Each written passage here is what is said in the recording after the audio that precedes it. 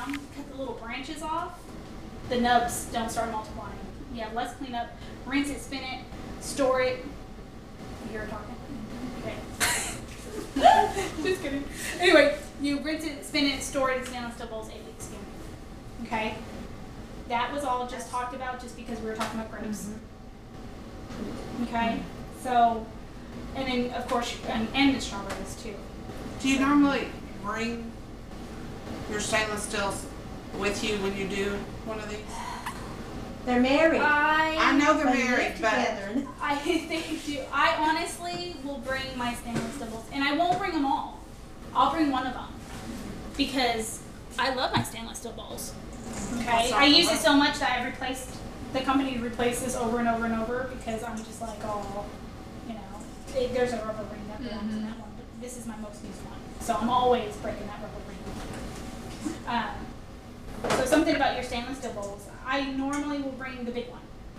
Okay, so they can see how big, because a lot of people say, how big is the biggest one? Right. So I was like, I'm not bringing that one anymore. I'm just going to bring the big one and say all the other ones are smaller, you know? So you have your measurements. What? This is Papa Bear. Yes. Papa Mama.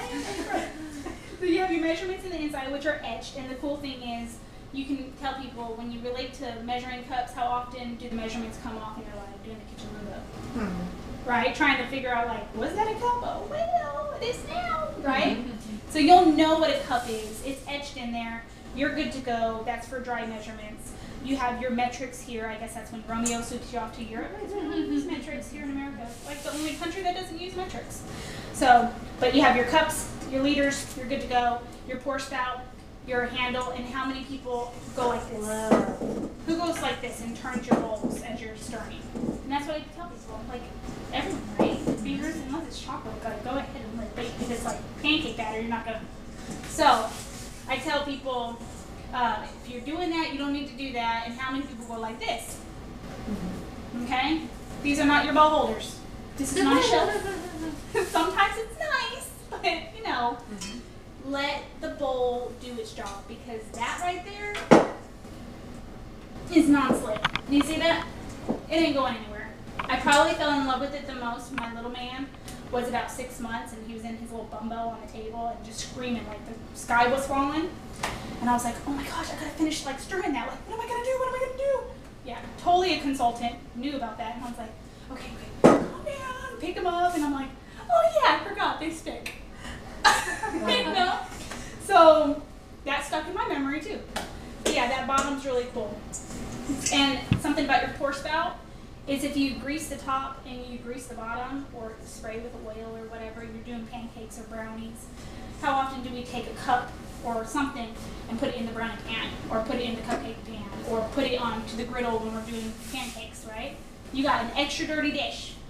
No, don't need that. Grease it, pour it out, sucks it right back in. Okay? Less dribble down the sides. Nothing to clean up. So, and they have lids. And that's just a beautiful thing, So maybe they'll have lids for the bamboo ones. Yeah. I gotta buy some more of this. Hint, pepper shake.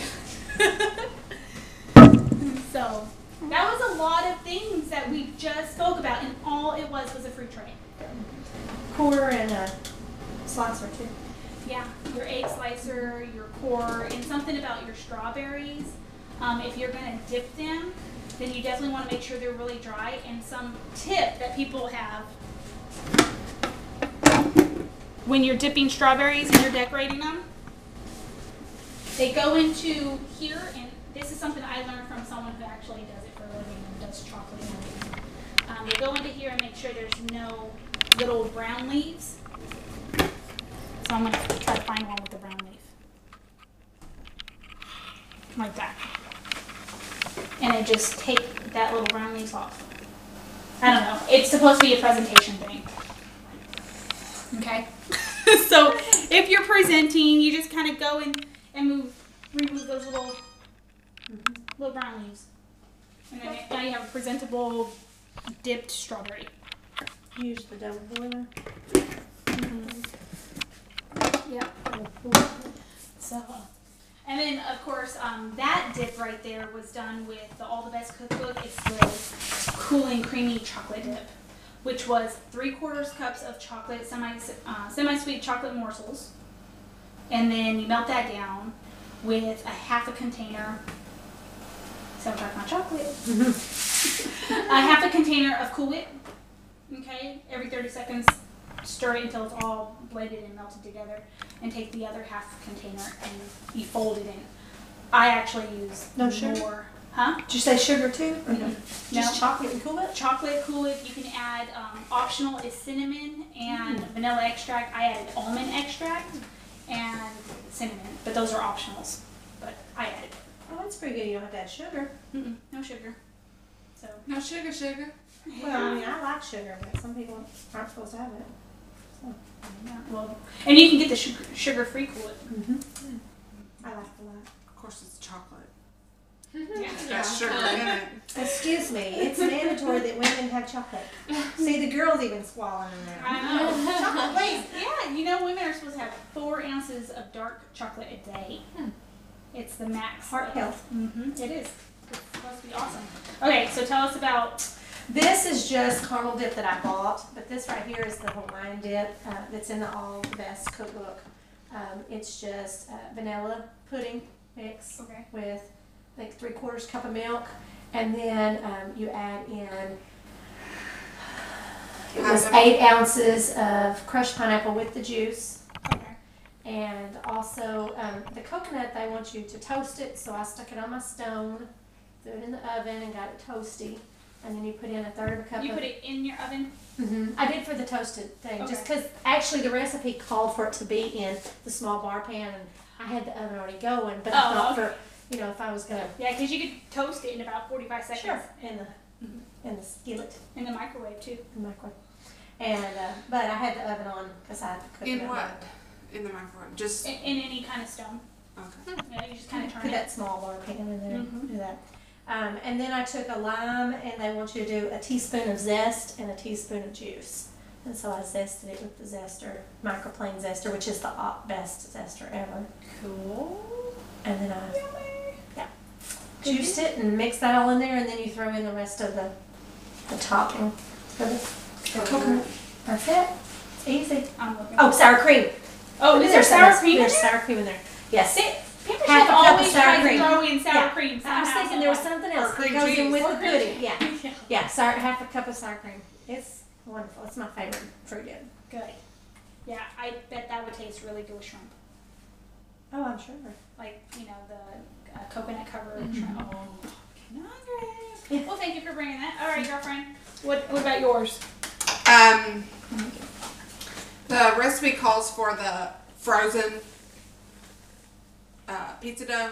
Of course, we've not been able to find that, so I bought that because that's what they had. It's the thin crust,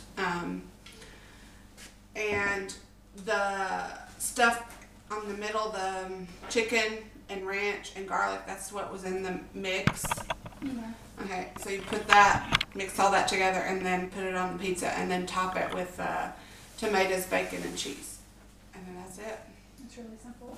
It's So- very so simple. So your Garlic press. chicken can definitely use either the grilled pan and press or I've, the deep cover baker. I've been using the deep cover baker. Okay. And depending on